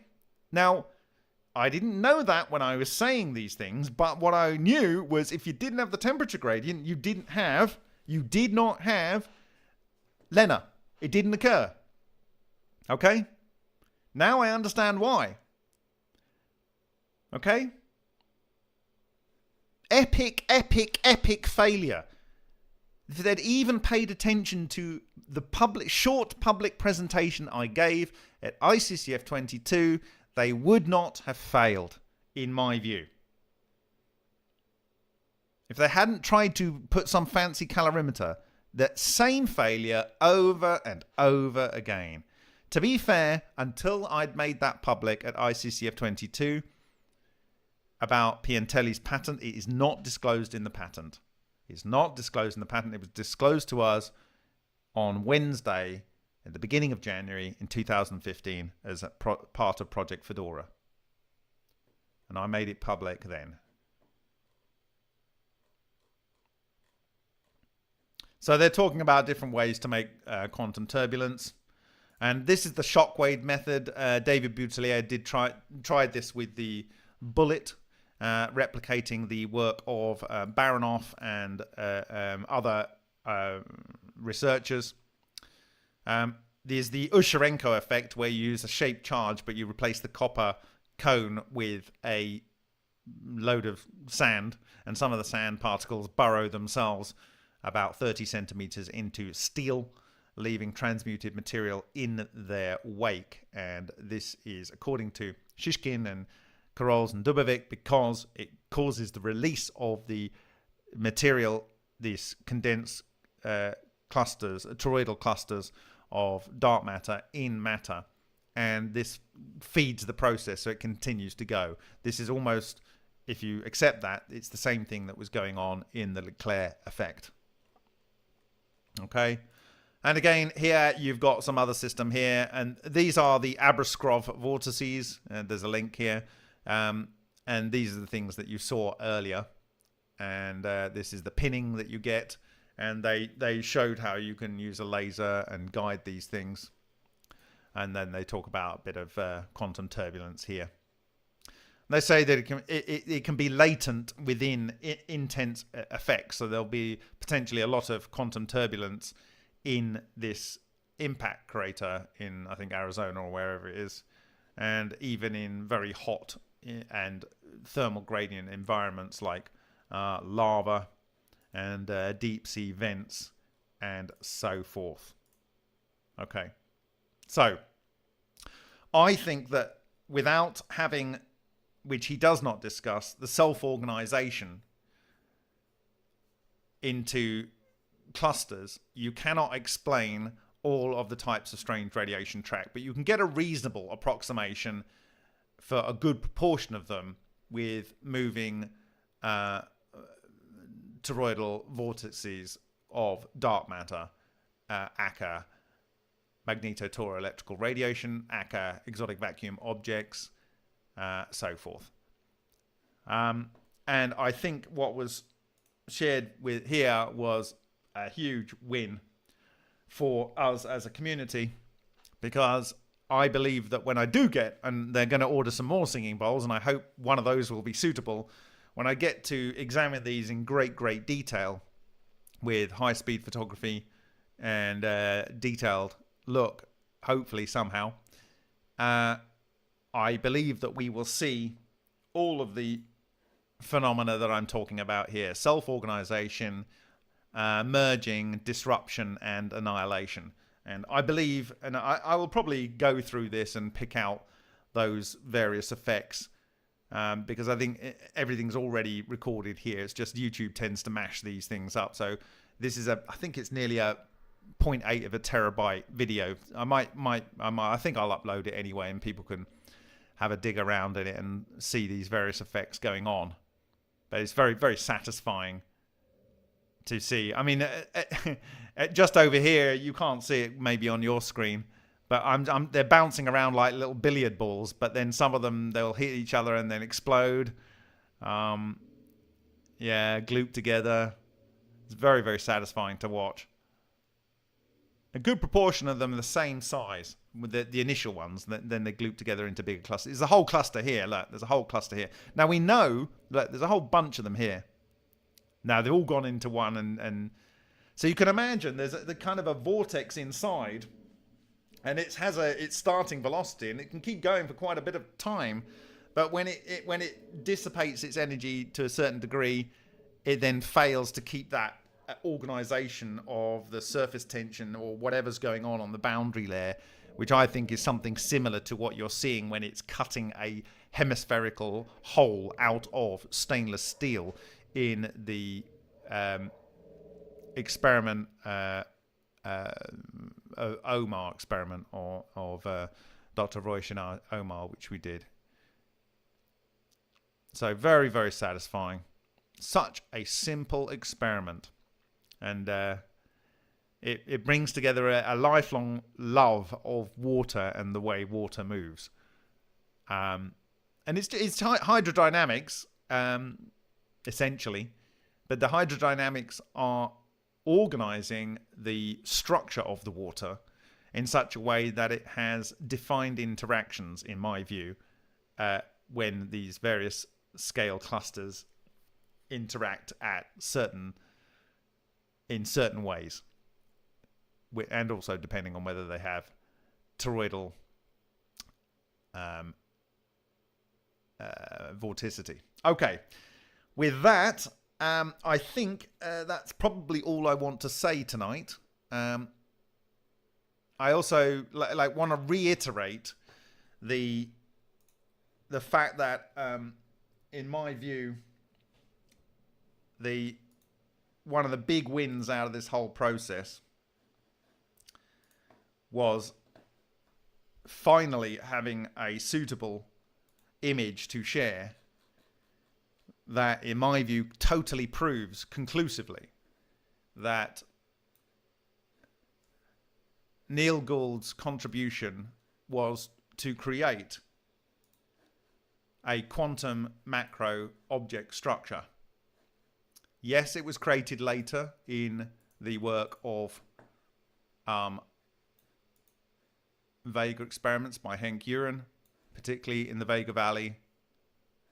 But what we are looking at here, in my view, on the right is a Bose liquid with the vortex threads forming within it in a 2D cross-section. And what we are looking at here on the left is a macro quantum object. This is a dome structure that's eating through it towards the camera, the fused quartz. It hasn't gone all the way through. And it has vortex flows, which are going in the same direction as the overall coherent structure. Okay? And the Vega Valley here, I believe, is showing the same thing going on in these paired structures here. Now, when it comes to ball lightning, forgive me, the person that sent me this the other day, but they sent a link to a video which was coming out of this paper, and all these papers are freely available, so I'll give the links to them. This is creation of an isolated turbulent blob fed by vortex rings. Okay? And so if you can imagine two vortex rings coming together and kind of in that video showing how the turbulence all interacts and produces different reconnections. In this case, what they did is they started off by having a plastic plexiglass blob, right?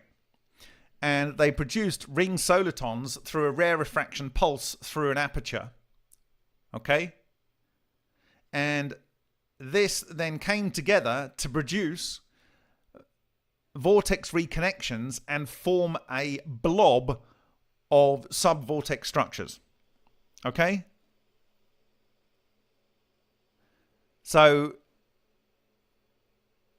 here we go, and it actually persists. Not only does the soliton themselves persist, when they collide and produce this blob, it actually made a tangle of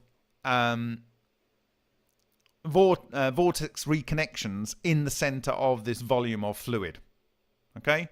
So it literally makes a ball of wool type structure in the center. And so you're starting to get something that is a little bit like a ball lightning.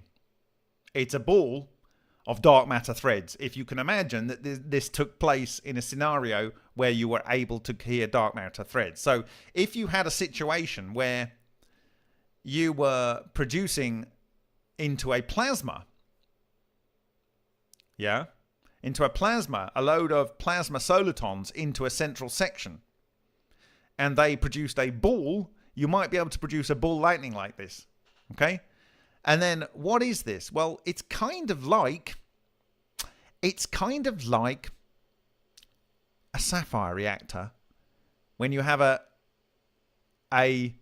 anode in the middle and a cathode round the whole outside, right? Now, the Vega reactor, the entire chamber of the Vega reactor is the cathode, and the central bit is the anode. So it's kind of what we've got anyway in the Vega reactors. Okay? It's kind of what we've got. And we know we get, like,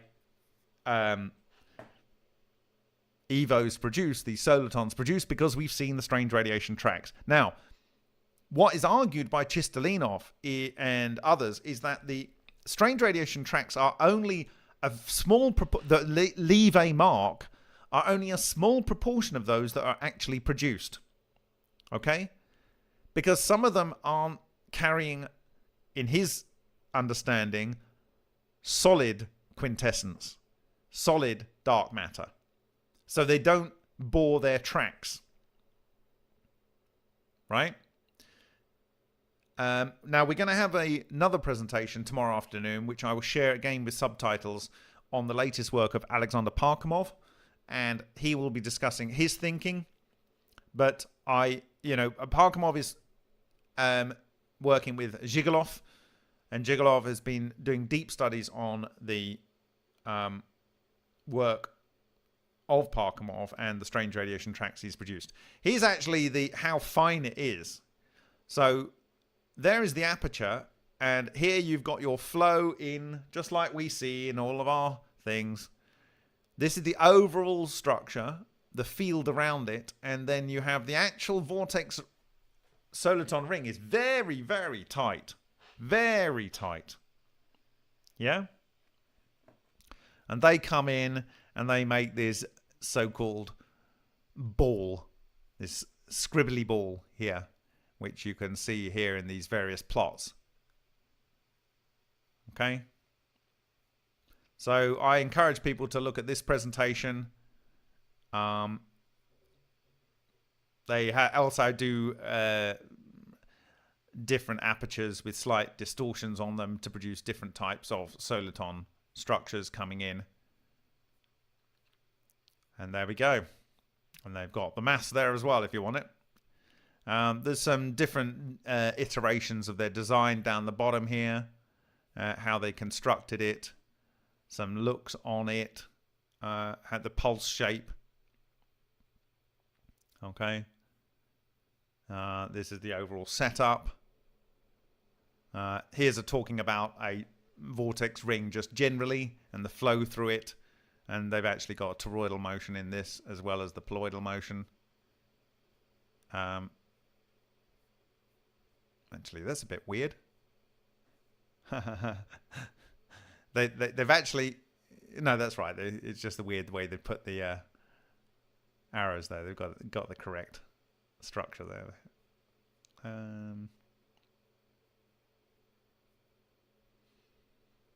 Yeah, and this is kind of how you do it. Now, I think that if you did this, what they've done, but you use the cavijet, you would end up with far more intensive vortex rings being injected. And if we are to assume that solitons and angular velocity and the speed of the angular velocity leads to the turbulence in the and particularly with charged particles, the turbulence in the dark matter, then might be what's happening in the wind hex. That until you get to a certain threshold, it'll just be things moving around and physically colliding. But if you can get the level of turbulence up to a level of intensity with charged particles, then you could end up getting into a state where the dark matter in that body starts forming solitons, which they then group together and then start interacting with the matter in a very, very different way, and causing it to fall apart in a very, very different way in the subtors in the fractal structure. Okay, so there's lots to think about, and who would have thought it was so well described by a many thousand-year-old structure like that. Yes. All right, I'm going to have a look at your questions now.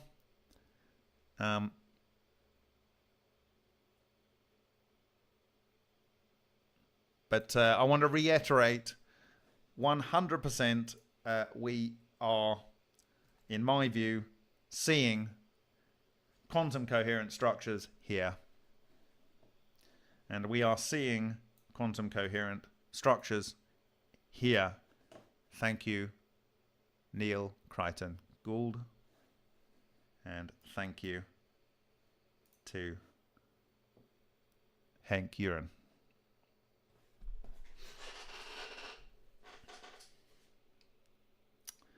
Okay, I'm going to see if you've got any questions. Hi, Daniel Foster. Hi, Baron Arcanus. Hi, David Butlier. You just got here. It's just at the end.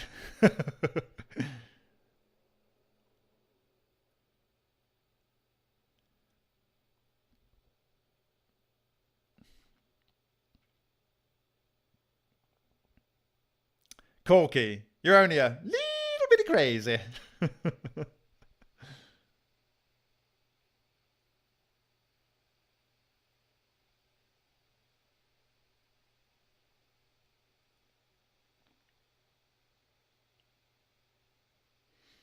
Like I say, I have probably 50 tabs somewhere. I've got a mosquito I'm chasing now. It's going to be biting me soon. I have about, I don't know, 20 or 30 papers on this whole subject of quantum fluids. It'd be interesting to see what you come up with. If you go and have a look out there, see if you can find the same ones that I've been mulling over the last couple of years. But yeah, it's, you know, I met Andrei Chistolinov in Sochi in 2018, in October 2018.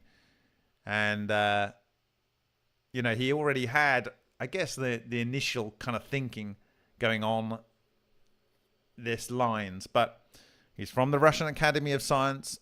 It's a very, very serious piece of work that's been done here. It should be taken seriously. In my view, you need fractal clustering to enable the structures that we actually witness. And we know that it fractally clusters because we've physically seen it do it.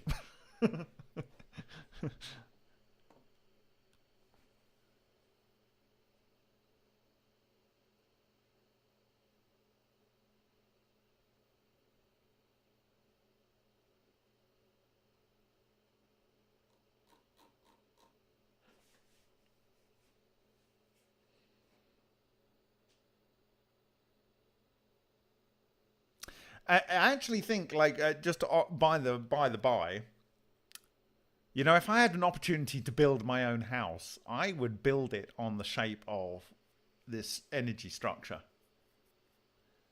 I would build it like based on this sacred geometry, but like a big mushroom. And you know, there would be places where you would want to spend time in the structure. So yeah, something to think about.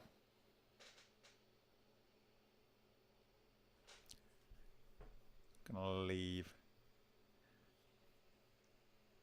this image up with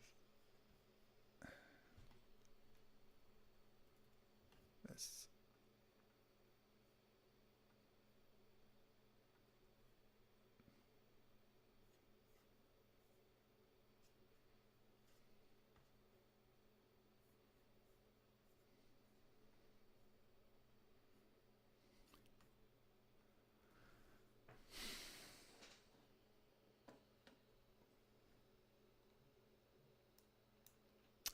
Yeah, the dome is good, but it's made of metal. I would do what the Integratron was, make it of wood.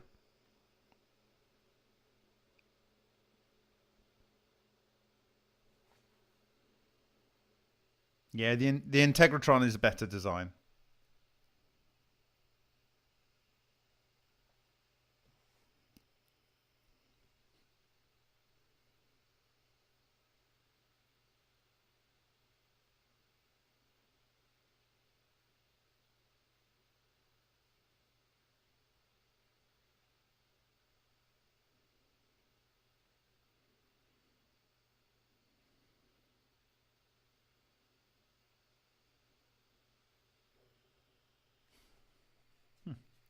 What happened there?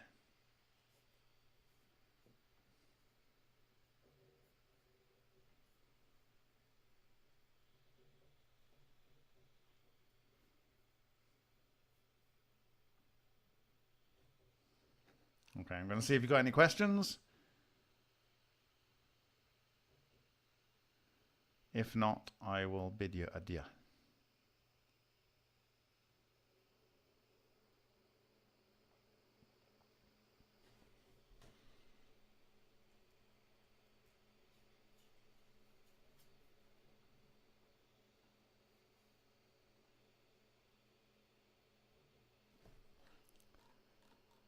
So, Harry says, Bob, what are the actual clusters particles that you see interacting with each other called? For example, in the singing bowl, is it just different forms of energy?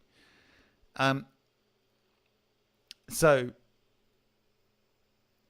what Chistilinov is arguing, and I don't disagree, is that when you have intense vorticity, then you get turbulence within the condensed dark matter that is within and hidden to normal detection methods in ordinary matter. And that when this itself is aggregated to a certain level, it can influence ordinary matter, including leading to Lena, low energy nuclear reactions.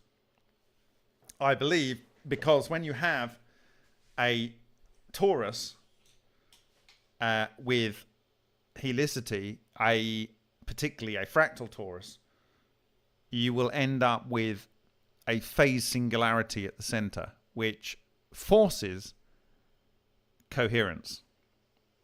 And so not only do you have the coherence within the center of each of the subfractals of the tori within their own toroidal moment, you have one in the center line in the overall fractal structure at the highest level, which has a phase singularity. Now, you will have a phase singularity in each of these points here.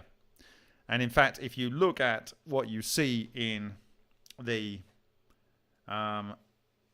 Vega Valley,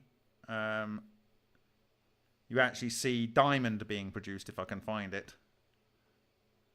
Well, here's the ball lightning cut, and this is my presentation with these quantum vortices reconnecting from 1999 in the work of Dijkhuis. But I'm suggesting that they are what are churning this copper. And the copper is not melting. But this zone of where this is influenced is not the coherent matter layer. The coherent matter layer is what's already disappeared. This is coherent matter, but in these turbulent layers where it's kind of like just little threads rather than an entire sheath of material.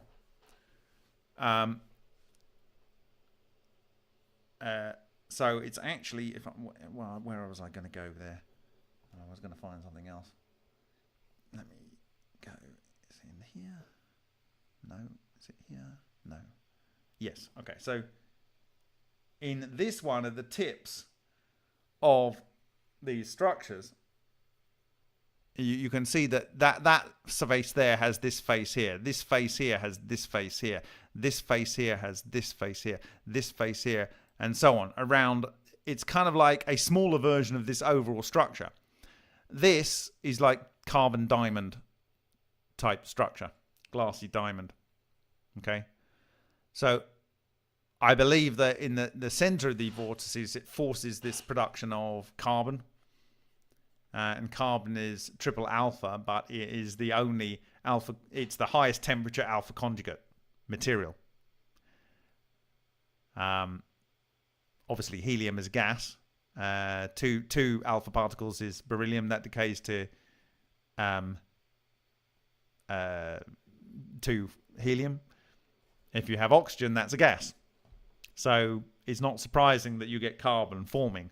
And so I would argue that right down here at the center of, if you can see my mouse down here on the right, in this cell, this vorticity in the superfluid here is most intense here in the dark matter, and that leads to the production of this here.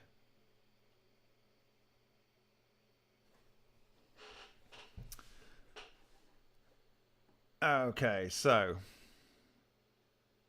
thank you, Bob. So the interacting we see are turbulence within the dark matter. So I'm saying that charged particles and electrons, for instance, can cluster into self-organized structures, and they have vorticity. In the case of fluidized electrons, they can become themselves Bose-Einstein condensate, and the vorticity can be charge pumped such that it can speed up to such a level. And because electrons interact with neutrinos, there's an interaction there in the weak force, then it can then cause turbulence in the dark matter. And if the dark matter is then caused to aggregate into toroids, then, the whole thing starts to work.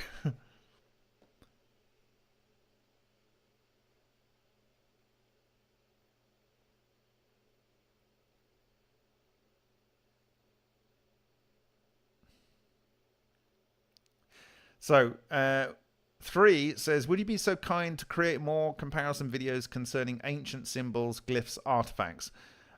Yes, I have a whole series of presentations that I want to, well, it'd be one major presentation that I want to share on my reasoning for going to Delphi earlier in the year. And I think it's going to be quite shocking and enlightening in its own right. Again, it's pretty certain to me that these guys knew what they were talking about, and then over a period of time they lost it, or it's been kept for certain people.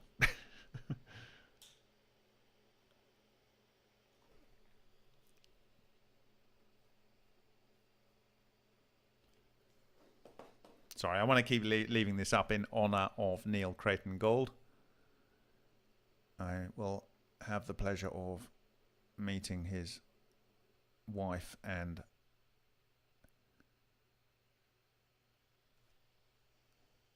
father on Thursday on behalf of everyone.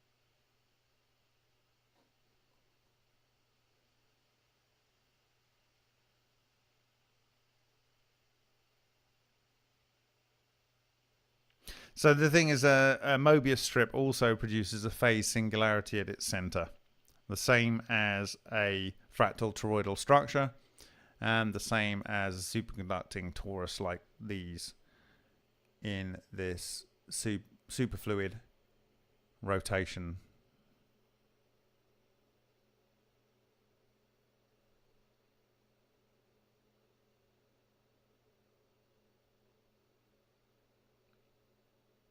Okay, if anyone's got any other questions, please ask them at remoteview.icu.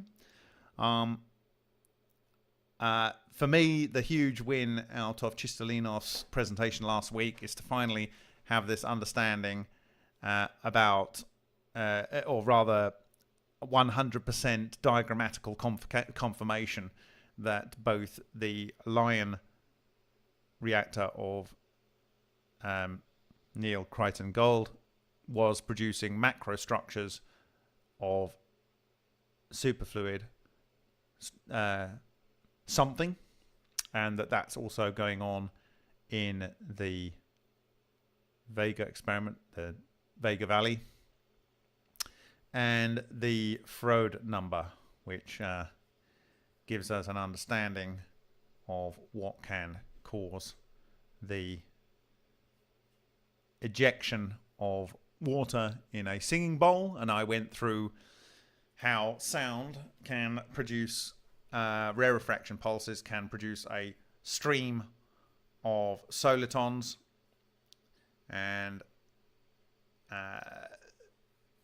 this is already practically employed in heat generation systems. And I then described how the production of these dark matter vortices, these relic neutrino solitons that carry more dark matter with them, could aggregate, be projected into metals and aggregate in the metals and lead to the Hutchinson effect. And if you think about it, if you have a whole bunch of these things joining together, if you have a whole bunch of these things joining together in the way that I was kind of describing here, you can have very, very powerful, like at the moment I've got effectively a north and a south pole here annihilating. But if you had a north and a north pole, and these were being fed with more and more and more of these clusters to merge into bigger and bigger and more intense vortices, then you could imagine that that would result in the forcing apart of a structure, and maybe the twisting of it like we see in this one. Okay. And depending on the orientation of the substructures and how that builds, you can imagine that the desire for these things to align themselves might end up resulting in twisting something like that. So Ken Sholders did wonder for a while how the EVOs got into matter, but if they're already there, they can be stimulated to aggregate. And if they are projected into matter in this way, then they could aggregate anyway. So I think really the whole lot's coming together. And as Ken Sholders said, you know, very, very simply, he associated homemade weakly interactive massive particles as being a form of dark matter, and that this has been made possible through the work of his work, Sholders, Hutchinson, and Podkletnov. And we know that Hutchinson was transmuting. Ken Sholders claimed transmutation. Podkletnov claimed transmutation. We know for certain Podkletnov was all based on superconductivity. Sholders was based on superconductivity and also superfluidity of electrons. And there we go. So this is connecting dark matter with all of these other aspects in the writings existent already of Ken Sholders. Okay. So Join the Technicians has said, do you remember which coil David Butley is talking about? Not entirely sure. What presentation it was in, where explanation where they discharged a cat bank through a coil and ball lightning popped out of the center of it. Right, yeah, it was a long time ago. I will dig it out. But yeah, they didn't really define the coil. But yes. No, it was some work at a major lab, something like Philips, I think. Don't know. whatever it was, it would sure to be employing somehow in its structure this process. Don't know. They weren't. Okay, David's saying they did give enough details to figure it out. I will try and find it, but I'm a little bit engaged. So if someone else can find it first, then that would be great. I probably need to get to sleep because I need to be good for tomorrow to prepare to go to the UK and also to get out the door the last presentation of the Russian community for this spring-summer season, which will be Alexander Parkhomov's work on strange radiation with Vladimir Zhigalov. So thank you very much for your attention. This was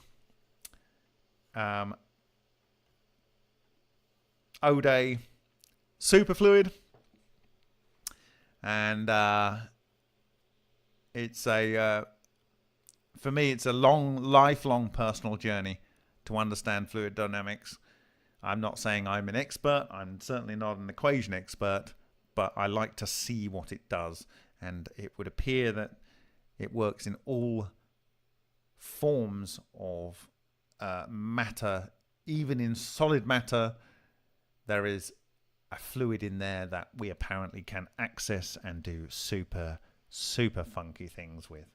So with that, I'll say thank you very much and good night. Buenas noches, dobro noc, buenas sera.